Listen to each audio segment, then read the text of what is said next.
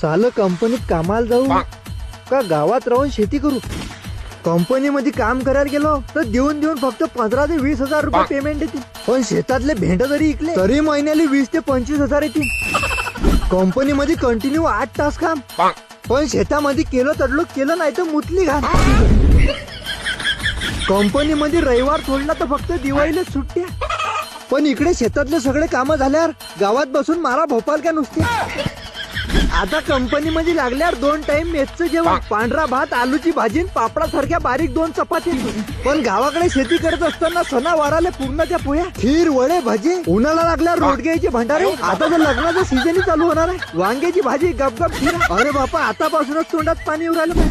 कंपनीत लागल्यावर रूमचं भाडं 4000, मेसचा खर्च 2000, तेल, कंगवा, फेरन लवली, पावडरचा डबा, याचं अर्ध पेमेंट निघून जाईल भाऊ. आता शेतीमध्येच पाहिलं तर रूम भाडं ना खायचा खर्च, पण डेलीचा खर्च भागवायचा कसा? हा, आता हेच करावं लागेल. आता भाजीपाल्यावरच कमवू 1,00,000-1,50,000. कारण हे टेक्नॉलॉजी आल्यावर कंपनी घालू शकते आपल्या कंपनीला. याच्यापेक्षा शेतीचीच बरी आहे. शेती केल्यावर रॉयल शेतकऱ्याची ओळख. चला तर मग आता आपण हेच करू. आपल्या कृषी प्रधान देशामध्ये आपण आता शेतीच करू. हा.